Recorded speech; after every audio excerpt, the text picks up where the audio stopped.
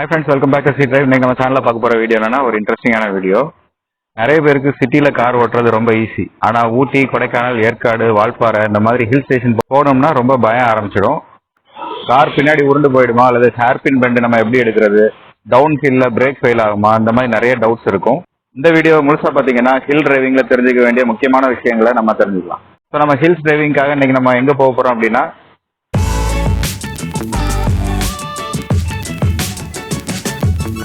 தெரியும்னு நினைக்கிறேன், கொடைக்கானல் தான் போக போகிறோம். ஸோ இந்த ஹில்ஸ் டிரைவிங்க்கு நம்மளோட ட்ராவல் பண்ண போகிற கார் என்னென்னா மாருதி சுசுகி XL6 தான். ஸோ பேசிக்காக முதல்ல நீங்கள் மலைப்பாதைக்கு போகிறதுக்கு முன்னாடி ஒரு 5 விஷயங்களை கண்டிப்பாக செக் பண்ணுங்கள்.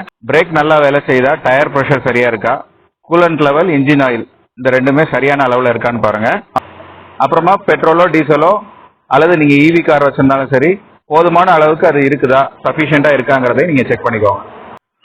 ஹில் ரோட்ல ரிப்பேர் ஷாப்பு எல்லா இடத்துலையும் கிடைக்காது. அதனால ப்ரிவென்டிவ் செக் ரொம்ப ரொம்ப முக்கியம்.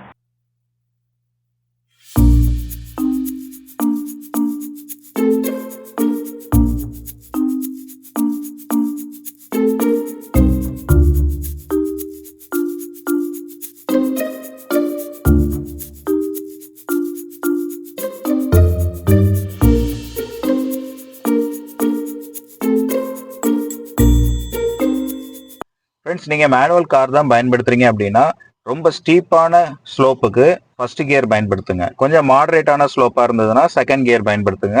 மேக்ஸிமம் ஃபர்ஸ்ட் அண்ட் செகண்ட் கியர்லேயே நீங்கள் அப்ஹில் டிரைவிங்க்கு யூஸ் பண்ணுங்க. இதே நீங்கள் ஆட்டோமேட்டிக் கார் டிரைவ் பண்ணுறீங்க அப்படின்னா LS அல்லது மேனுவல் இந்த 3 மோடு மட்டும் நீங்கள் பயன்படுத்துங்க.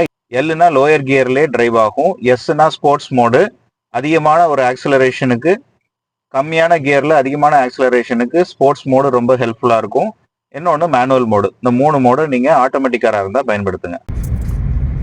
நீங்கள் மேனுவல் கார் டிரைவ் பண்ணுறீங்க அப்படின்னா ரொம்ப ஸ்டீப்பான ஸ்லோப்பில் ஃபர்ஸ்ட் கியர்லேயே மூவ் பண்ணுங்கள். இதே கொஞ்சம் மாடரேட்டான ஸ்லோப்பாக இருந்தால் செகண்ட் கியரில் மூவ் பண்ணுங்கள். கொஞ்சம் ஃப்ளாட்டான ரோடு, ஸ்ட்ரெயிட் ரோடு மாதிரி இருக்குது அந்த ஹில்ஸில் அப்படின்னா அந்த இடத்துல நீங்கள் ஒரு தேர்ட் கியர், ஃபோர்த் கியரில் போனீங்க அப்படின்னா கரெக்டாக கார் உங்கள் கண்ட்ரோல்லே இருக்கும்.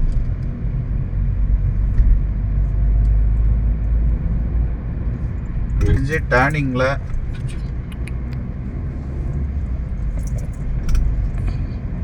தயவு செஞ்சு இந்த மாதிரி கர்வில் இல்லை டேர்னிங்கில் வந்து ஓவர்டேக் பண்ணுறதுக்கு ட்ரை பண்ணாதீங்க. இதெல்லாம் பார்த்தீங்கன்னா ரொம்ப சின்ன நேரோவான கர்வ்.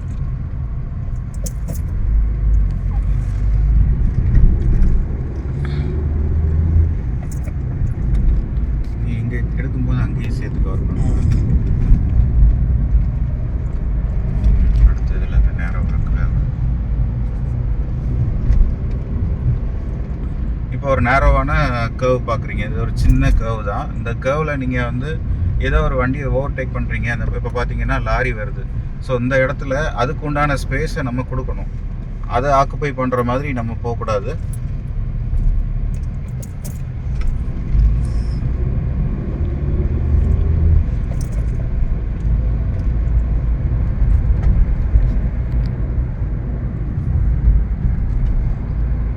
அதே மாதிரி அந்த கர்வில் பிரேக் அடிக்கக்கூடாது. நீங்கள் கர்வில் நீங்கள் திரும்பும்போது சப்போஸ் பின்னாடி வரிசையாக வண்டி வந்துட்டு இருந்ததுன்னா நீங்கள் கர்வில் திரும்பும்போது பிரேக் அடிச்சிங்கன்னா பின்னாடி வர்ற வண்டி உங்களை மோதுறதுக்கு ஒரு சான்சஸ் இருக்குது.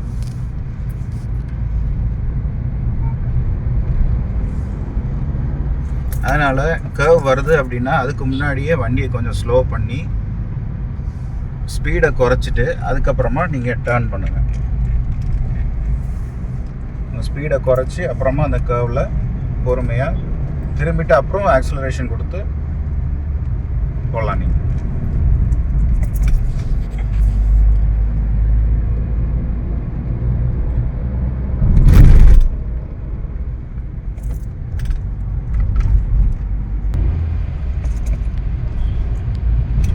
ஃப்ரெண்ட்ஸ், அதே மாதிரி நீங்கள் ஹில் டிரைவிங்கில் நீங்கள் கொஞ்சம் ரிலாக்ஸாகவே டிரைவ் பண்ணுங்கள். வேகமாக நம்ம போகிறதுனால தான் நிறைய மிஸ்டேக்ஸ் பண்ணுவோம்.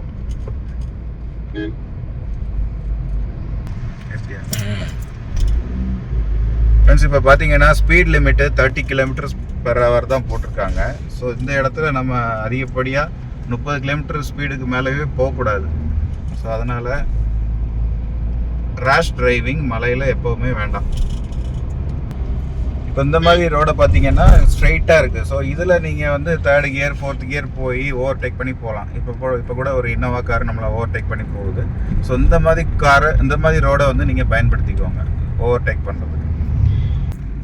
ஃப்ரெண்ட்ஸ், நீங்கள் ஏன் வந்து லோ கியரில் வண்டி ஓட்டணும் அப்படின்னா, ஸ்லோப்பான இடத்துல நீங்கள் 3rd கியர் 4th கியரில் போகும்போது இன்ஜின் வந்து அந்த கியரை சமாளிக்கிறதுக்கு கஷ்டப்படும். ஸோ நீங்கள் 1st கியர் 2nd கியரில் நீங்கள் போகும்போது அந்த புல்லிங் பவர் வந்து இன்னும் ஜாஸ்தியாக கிடைக்கும்.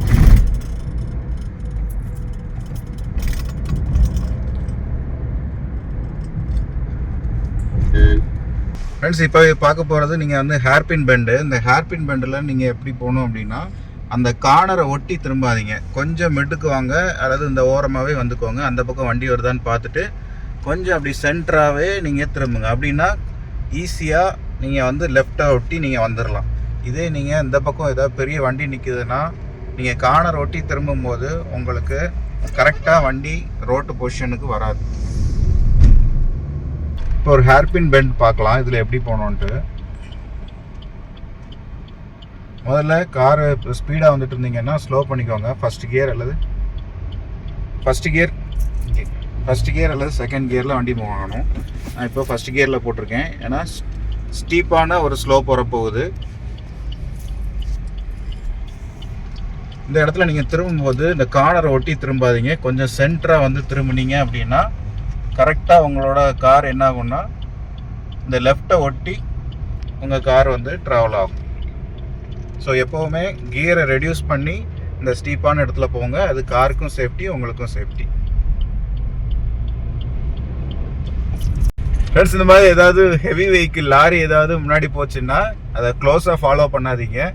மினிமம் 10 மீட்டர் டிஸ்டன்ஸ் தேவைன்னு அவங்களே போட்டிருப்பாங்க. ஸோ எப்போவுமே அந்த கேப் விட்டு போங்க. ஏன்னா ஒரு ஸ்லோப்பில் போகும்போது அவங்க பிரேக் அடிச்சிட்டாங்க அப்படின்னா இன்கேஸ் திரும்ப வந்து அது பின்னாடி ரிட்டர்ன் வர்றதுக்கு வாய்ப்பு இருக்குது. அதனால் ஒரு சேஃபான ஒரு டிஸ்டன்ஸுக்கு ஒரு 10 மீட்டர் டிஸ்டன்ஸாவது நீங்கள் அதை விட்டு ட்ராவல் பண்ணுங்கள். அப்போ தான் அதுதான் நம்மளுக்கு சேஃப்டி. முன்னாடி போகிற வெஹிக்கிளுக்கு நல்லா கேப் விடுங்க. அப்ஹில்லில் வெஹிக்கிள் ரோல் பேக் ஆகும். அதே மாதிரி டவுன் ஹில்லில் சடன் பிரேக் அடிக்கிறதுக்கு வாய்ப்பு இருக்குது. அதனால் சேஃப் டிஸ்டன்ஸ் எப்போவுமே ரொம்ப முக்கியம். வெதரை பொறுத்த வரைக்கும் ஹில் ஸ்டேஷனில் வெதர் திடீர்னு மாறும். ஃபாக் இருந்துச்சுன்னா லோ பீம் பயன்படுத்துங்க. ஹசார்ட் லைட்ஸை ஓட்டும் போது தொடர்ந்து போட்டுகிட்டே இருக்காதீங்க. ஸ்பீடை குறைச்சி ட்ராவல் பண்ணுங்கள். சப்போஸ் மழை பெஞ்சிட்டு இருந்துச்சுன்னா ஸ்மூத்தான ஸ்டீரிங் யூஸ் பண்ணுங்கள். சடன் பிரேக்கு அப்பப்போ அடிக்க வேண்டாம். சடன் ஆக்சிலரேஷனும் வேண்டாம். மலைப்பாதையில் கண்டினியூஸாக ஸ்டீரிங்க்கு வேலை இருக்கும். அதனால் டிரைவர் சீக்கிரமாகவே டயர்டாயிருவாங்க. 2 மணி நேரத்துக்கு ஒரு முறை ஏதாவது ஒரு இடத்துல ஓரமாக நிறுத்திட்டு யாருக்கும் எந்த வித தொந்தரவும் இல்லாமல் கொஞ்ச நேரம் நீங்கள் ரெஸ்ட் எடுக்கலாம். தூக்கம் வந்துச்சுன்னா கண்டிப்பாக எங்கேயாவது ஒரு இடத்துல உடனே நீங்கள் காரை நிறுத்திடுங்க. ஹில் டிரைவிங்கில் காமனான மிஸ்டேக்ஸ் என்னன்னு பார்க்கலாம். பிரேக்கை தொடர்ந்து பிடிச்சிட்டே இறங்குறது, ஹை கியரில் ஏறுறது. ஃபார் எக்ஸாம்பிள் 4வது 5வது 6வது கியரில் இந்த மாதிரி ஹை கியரில் ஏறுறது, கர்வுக்குள்ளே பிரேக் அடிச்சுட்டே போகிறது. ஏதாவது ஒரு கர்வ் வருதுன்னா அந்த இடத்துல பிரேக் அடிப்பான். அப்புறம் கார்னராக கட் பண்ணுறது, ஓவர்டேக் பண்ணுறதுக்கு முயற்சிக்கிறது, அப்புறம் மொபைலை பார்த்துட்டே டிரைவ் பண்ணுறது. ஸோ இதெல்லாம் காமனான மிஸ்டேக்ஸு. இதை கண்டிப்பாக இதெல்லாம் அவாய்ட் பண்ணுங்கள். ஸோ ஃபைனலாக ஹில் டிரைவிங்கிறது கஷ்டம் கிடையாது. சரியான கியரு, சரியான ஸ்பீடு, சேஃபான டிஸ்டன்ஸு, இன்ஜின் பிரேக்கிங், கொஞ்சம் பொறுமை, இந்த 5 விஷயங்களையும் ஃபாலோ பண்ணாலே நீங்கள் பாதுகாப்பாக மலைப்பாதையில் டிரைவ் பண்ண முடியும். ஸோ இந்த வீடியோ உங்களுக்கு பயனுள்ளதாக இருந்துச்சுன்னா லைக் பண்ணுங்கள், ஷேர் பண்ணுங்கள். இன்னும் இது போல் practical driving tips, car facts இதெல்லாம் தெரிஞ்சுக்கணுன்னா டிரைவ் சேனலை சப்ஸ்கிரைப் பண்ணுறதுக்கு மறக்காதீங்க. மீண்டும் நான் அடுத்த ஒரு நல்ல வீடியோவை நான் உங்களை சந்திக்கிறேன். நன்றி. பாதுகாப்பாக ஓட்டுங்கள். பாய்.